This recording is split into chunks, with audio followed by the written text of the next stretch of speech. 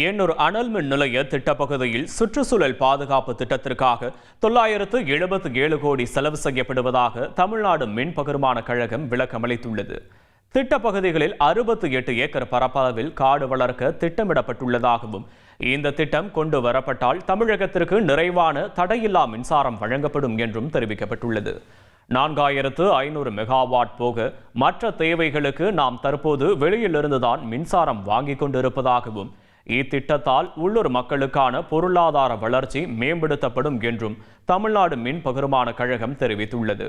ஆண்டிற்கு 2 million ton நிலக்கரி இறக்குமதி செய்து துறைமுகத்திலிருந்து பைப் மூலம் கொண்டு வரப்படும் என்றும், ஆழ்கடலிலிருந்து நீர் கொண்டு வரப்படுகிறது.